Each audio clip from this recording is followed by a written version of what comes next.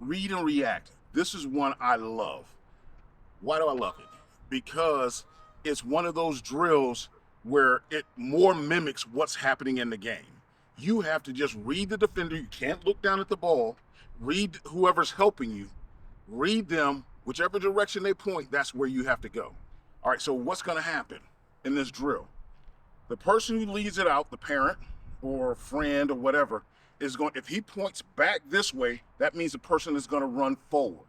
So my helper, my son, is pointing back that direction. So I would dribble forward.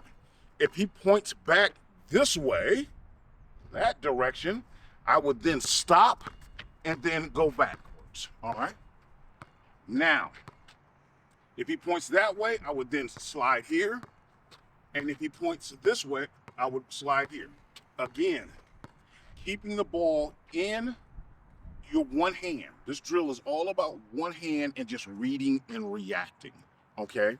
Now, the bigger thing about this is that you'll do this with your right hand, your strong hand or dominant hand, then you'll do it with your weaker hand or your non-dominant hand. Now, when it comes down to it, there's a couple of different things I want you to work on when you're doing this. There's certain times where initially I just want you to run backwards. All right, slide backwards when you're going. When we get more advanced, what I want you to do is if the ball's in your right hand, is I want you to stop here and then slide backwards, okay? This way, all right? Inside out, backwards, all right? So that in a game, what happens? I have a defender here. I'm gonna give it an example. I'm gonna take these two cones. I have a defender on me. Uh-oh.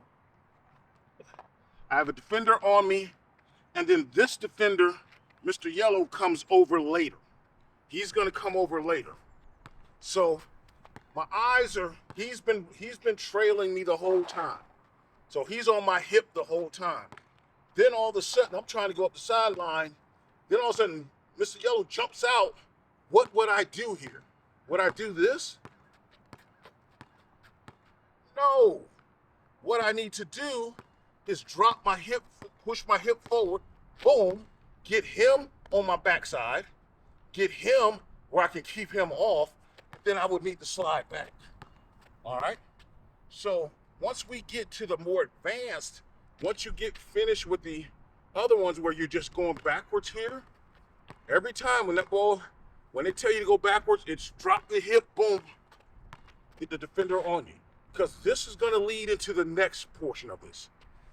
And it's the escape dribble. So now, I drop my hip, boom, here, boom. The next thing I do is push this ball here, and I get out to escape the trap. Okay? So, that's going to come later. But the first thing we got to do is get through the first part of this. All right? So we don't get trapped. All right? We're going to do a whole lot of trapping. I just don't want us to get trapped. All right? So again, I'm going to read and my son's going to do the pointing for me, and I'm going to read and react to him. All right? Again, I'm going to walk through it because my knee is starting to give me a little trouble. And so hopefully we can get through this. All right? I'm just going to jog through it. All right? So here we go.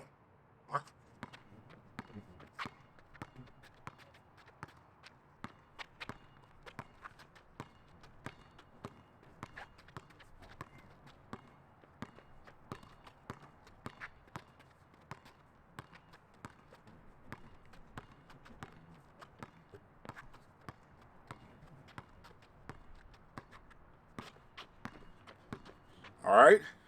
See how that happened? Again, all I did was read which way. He pointed. I never change direction until he tells me another direction to go.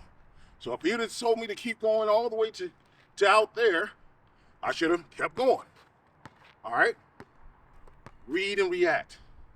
That one is huge because that is more game-like. Because again, if you start doing this drill quickly and actually keep your head up and see the person, because again, what happens in this drill also is that the other kids, I'll have one or two kids that are looking up at me, and the other kids are just looking at everybody else. Their heads down, and all they're doing is looking at people moving out of their periphery. Don't be that kid, okay? Get your head up. Work on dribbling, okay? Work on your ball handling. Dribbling this ball is one of the most important skills you can have, because if you can't dribble this ball, you're always at the mercy of those who can. So if you're a big kid and you can't dribble the ball, you got to wait for somebody to dribble the ball down the court and pass it to you. You don't want to be in that point, right, in that situation. Because if they don't pass it to you, you never get the ball. Okay? Every kid has to be able to pass the ball or dribble the ball. Okay? You have to be able to handle the ball. Especially at this age. This is where you get it. Okay? All right? Let's go get it.